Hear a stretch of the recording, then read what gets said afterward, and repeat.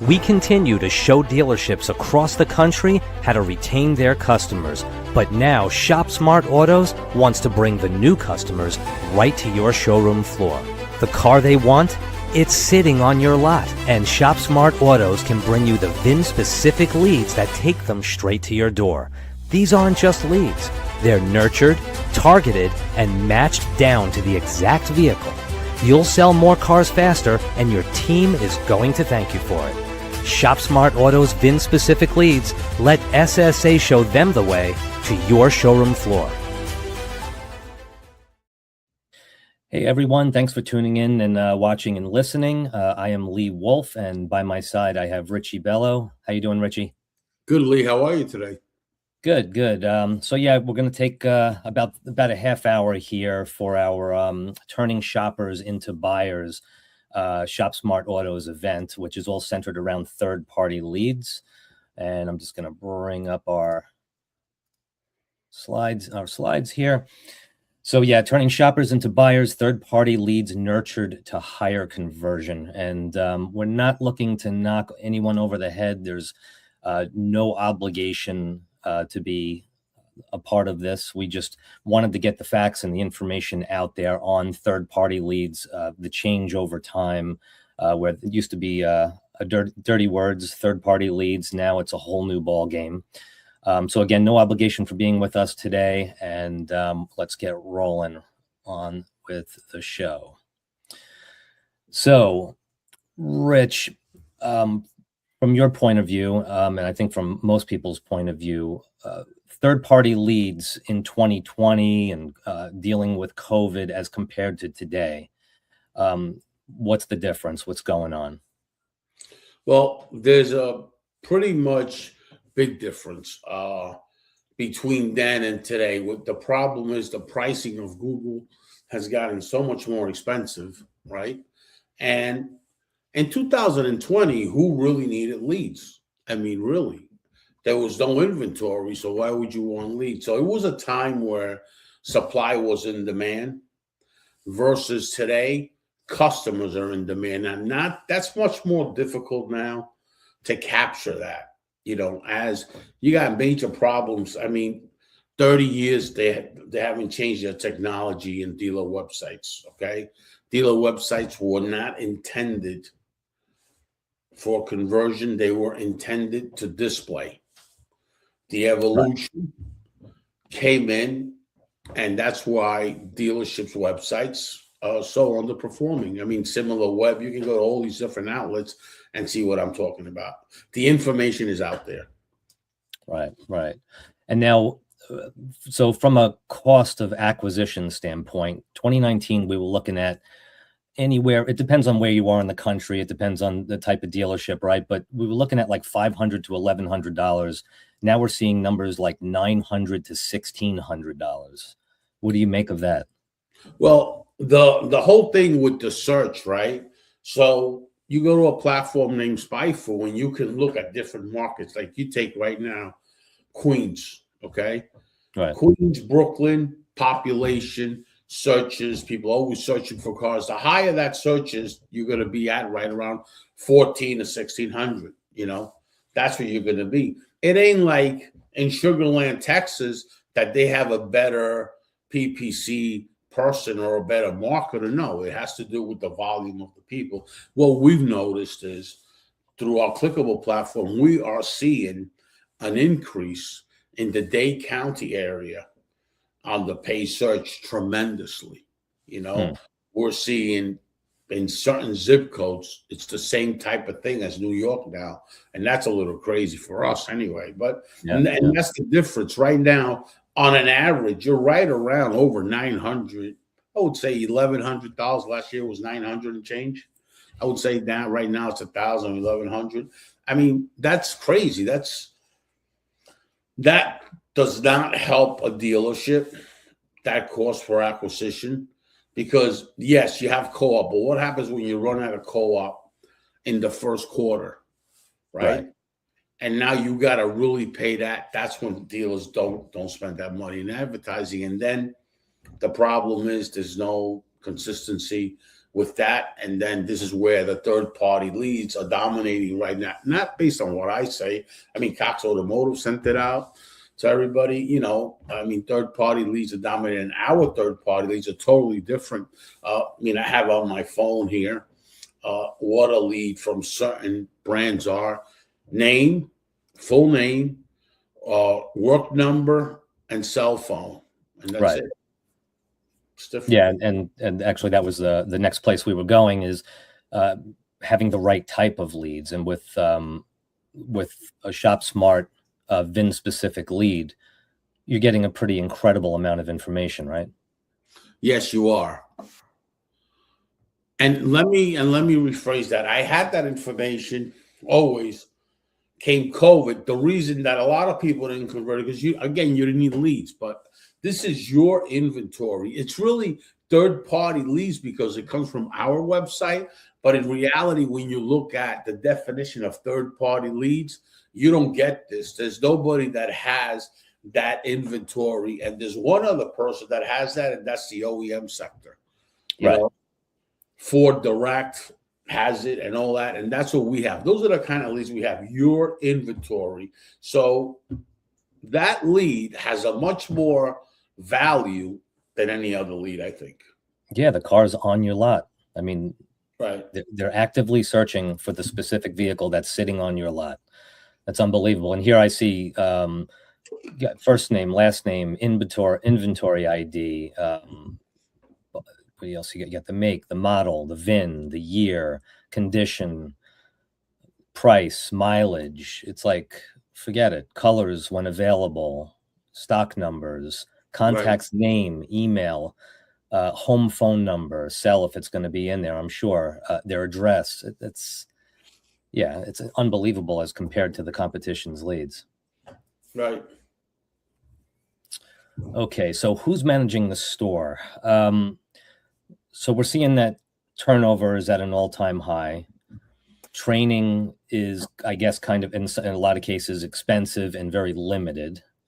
And all leads are usually treated in the same way, which we have here burned and discarded. But basically, there seems to be like a thought process in the dealership world that when you get a lead, whether it's third party or not, that it just automatically means there's intent to purchase. So what is your take lately on training? Because I know during COVID, people were kicking in the doors and everyone felt so confident that their inventory was going to go. How are you feeling about training today and the importance of is it important to get back to it a lot stronger now? Yeah, definitely. Training today is very, very important. A couple of things. Why is it important? First of all, what it does, it creates more productivity. You keep your staff focused. And right now, because traffic is down in the automotive sector, you want to keep them focused instead of them hanging around in the desk drinking coffee and saying how bad things are. The other guy saying, oh, yeah, I know, but my friend down the street is doing very well. And that, you know how it is, that whining and complaining stuff. When you got 3 or 4 people that their store is down, forget it. Then even if it's true or not, a guy comes in and says, oh, yeah, my friend is doing great over there, and this kind of stuff. And it's called coffee clutching. You know what I mean? Yeah. And you just complain and you don't realize it, that negative spin that you get into. The spiral keeps going down. As you're training them, they're being more predictive. Listen, it happens to me, Lee. It happens to you. It happens to all of us. We are humans. Our nature is when things are not going our way, what do? We complain. Right. And that's just the way it is.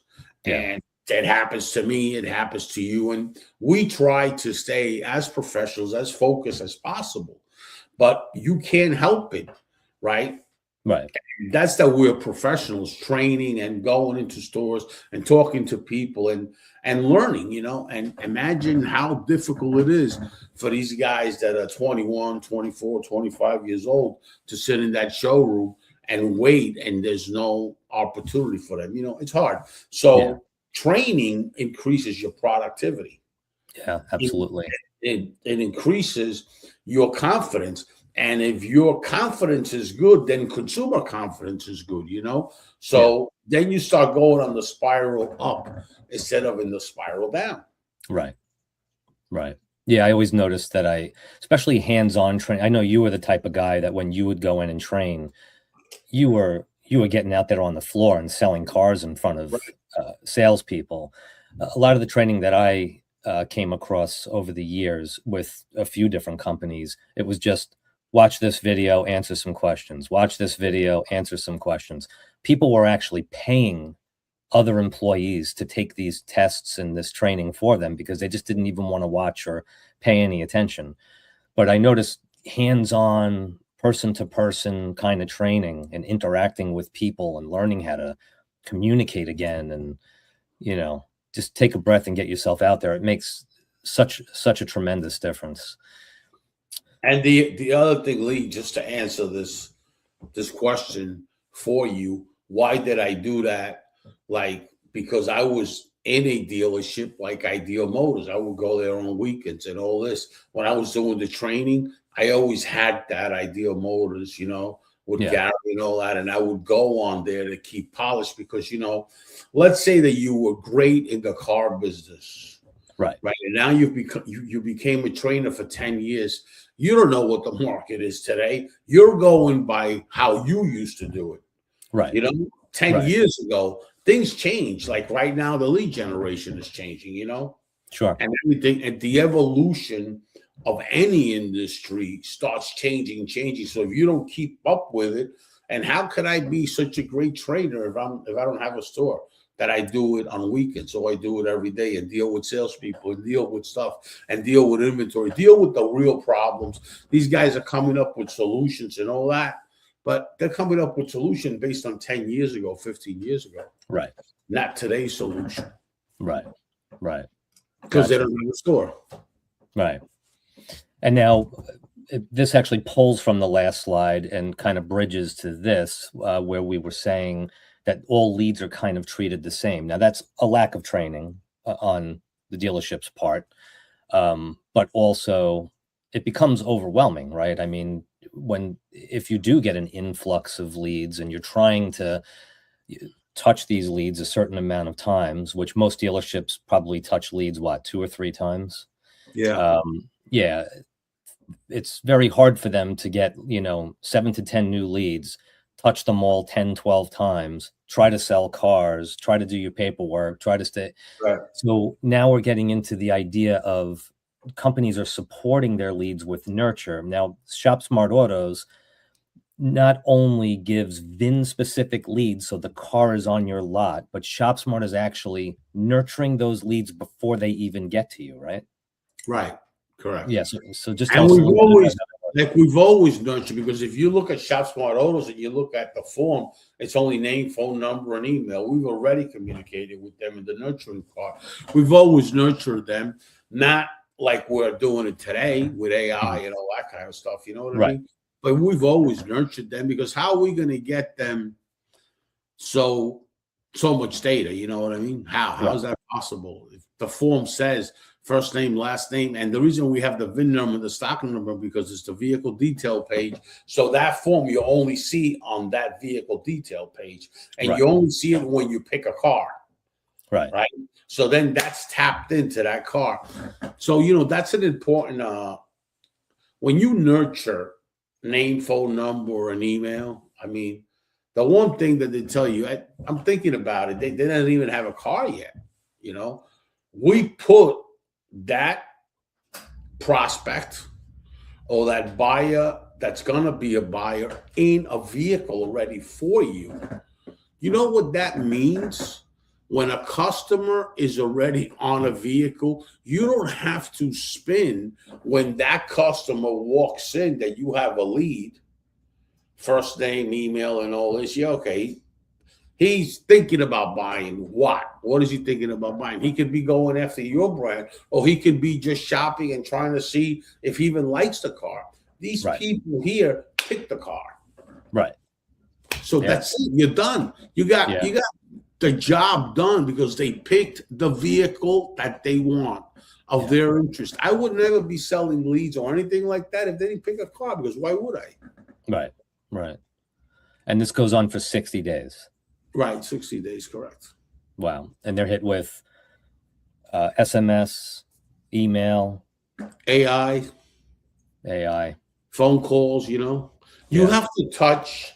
We've noticed in the last, say, 6, 7 months, you got to touch somebody 12 times. Right. 12 times.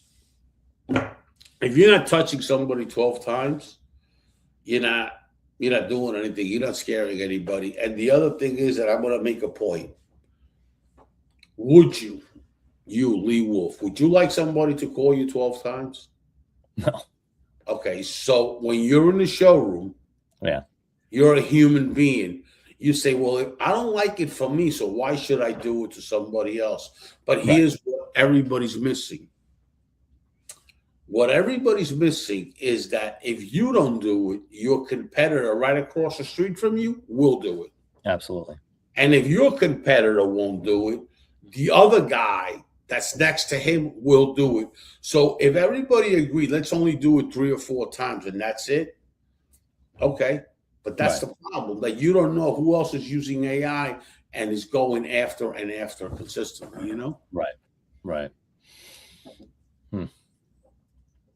So how to build the process. How do you think dealers should, because a lot of times you say to me, well, it's great. I could just sell you a bunch of leads, but if you're not going to touch the leads, a bunch of times and really work at it, you're just buying leads, and you might land a car or something. And so from a dealer standpoint, where should they be prepared first? Should they have AI, besides the fact that ShopSmart's already nurturing these leads? Right. Should they be prepared on their end with their own AI system and their own AI agents and things like that built into their systems, ready to go? Yeah, well, they could, but we try to call it, and what we call it is a fresh start program, right? The fresh start program is, you don't know us, we don't know you, you don't know our leads, we don't know anything, right? So we try to nurture it together with you, take you through that funnel, from when the lead hits your CRM all the way down to the path of the nurturing. So hopefully you can do it too, right? And that's what we want to do. We want to teach the dealership how to nurture. We don't want to just nurture it for you and that's it, like all these other guys. That's how they make a living, We don't want to do that. We want to show you the path of you doing this, where the conversion happens for you. And now you're getting some value out of that, because now you can teach your people how the nurturing program is with this AI, and with all this text information and with all this information that they have. Now you see what your conversion is. Right. We want to show the dealer how we do it so they can do it. Or at least they have the option of doing it. Not like all these other people that say, I nurture, Right. Lead litigation or whatever they call it. All these guys out there that they're making a fortune on the dealer's but they're not showing the dealer. We show you the dealer. We show you the dealer how to take that to your funnel and convert that as the customer's coming in, and then that customer gets delivered. Right. And that's really important, right? Because I could see a situation where the salespeople should really understand how this all works too, because I can see a situation where it's like a customer comes in and says, oh yeah, I got your texts and I got your emails, and the salesperson's like, I didn't email you, or I didn't everyone should really be on the same page, right? Right. And there's a reason why we want to teach them. Now, you worked in the car business, Lee, right? Mm-hmm. After that customer buys a car, nobody follows him up, right? Mm-hmm. The next time you're going to know when he's in the market, when either cars.com sends you a lead, when Cars Guru sends you the lead, or when somebody, oh, this is my customer, you always got to be buying leads from them. Why? Because they nurture all the customers that come into the website like we do. We want to show the dealership how that customer, even though it's a lead from us, how they can nurture that all the way down to the path where they're always going to have that customer. Not that you buy it now and then you got to always keep buying and keep buying and keep buying. You know what I mean? Right. Because the other marketplaces are like that purposely for them to always be selling you the lead, because they know that dealers don't follow anybody up. Right. Gotcha. Okay, so when it comes down to costs, and this includes nurturing, right? Correct. Okay, so we're looking at VIN-specific leads, $49 a lead for 100 leads minimum. Right. And now, because these leads are nurtured, the closing rates should be astronomically different than when you just buy leads, right? We've seen it in the pre-owned vehicles. Like we got some used car stores. We've seen it anywhere between 10 to 12%. That's conversion, which that's because it's inventory. You know, that a big part of that is inventory. Yeah, right. But selling 10 or 12 cars out of 100. When a customer picks an inventory, a VIN number with a stock number, they have interest. The only reason they'll change from that vehicle is if that vehicle's payment is too high, because they already agreed on the price. Right. And we know that, Lee. So we did a big change in our website, right? We put on each car an estimated payment. That's good. Just put it transparency right out there. Right. So we changed the website. The UI is changed a lot. You got to look for certain things that it changes. So we put, here's the vehicle that they picked, and we give them an estimated payment.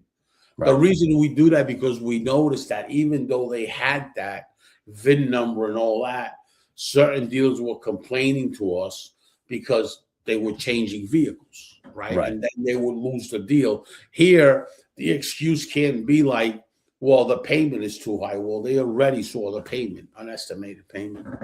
Oh. So we just added that. Like, that's one of the features we just added. That's awesome. Okay, so how about, you know, anyone that buys anything in the world, they want it yesterday. So just so we're transparent here, it takes a little bit of time for it to start rolling, right? Because there's a process involved when you start to try to acquire these leads for a dealership.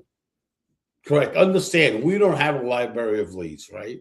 These are inventory leads. What does that mean? That means that we do ads, VIN-specific ads.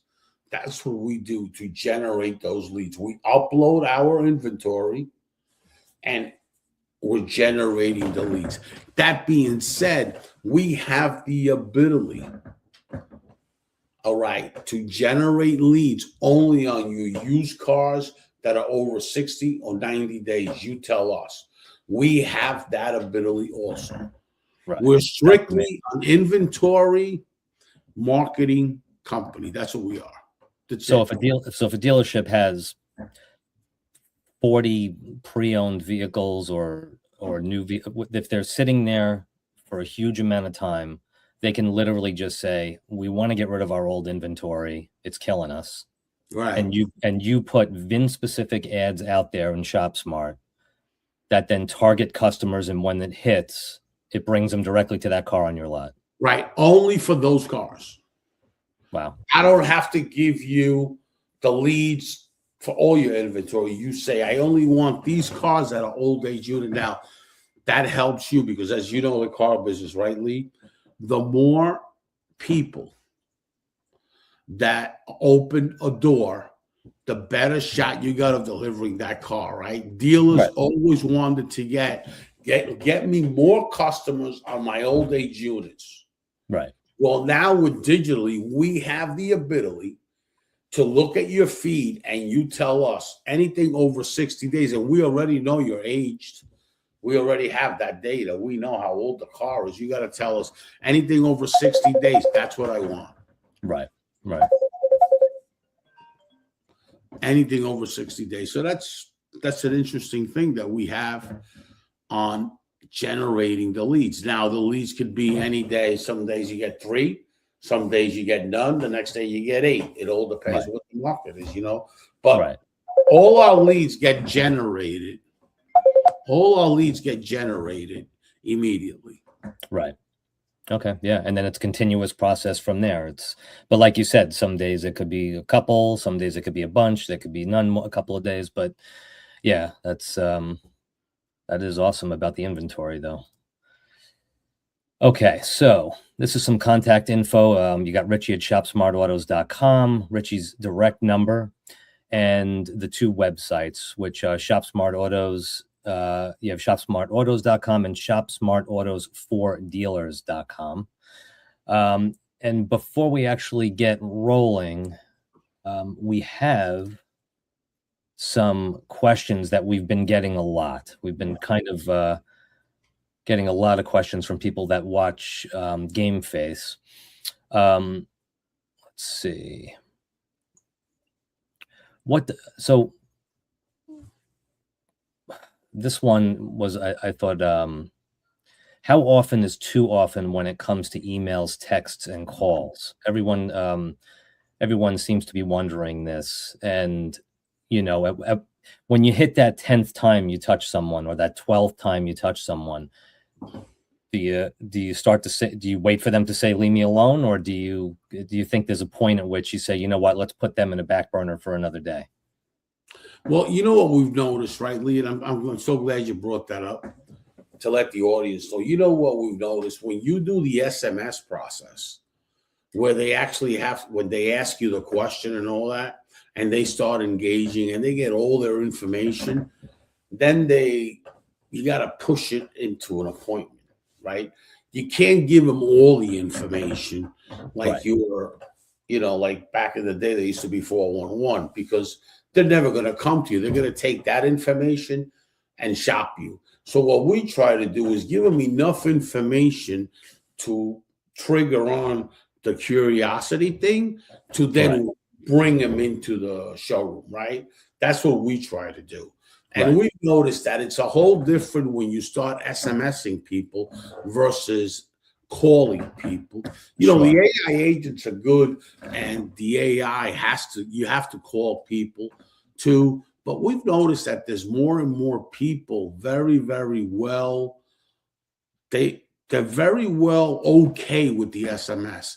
And if they're not, all they got to put is stop. So when somebody puts stop on the SMS, now you know that you can't follow them up on the phone either.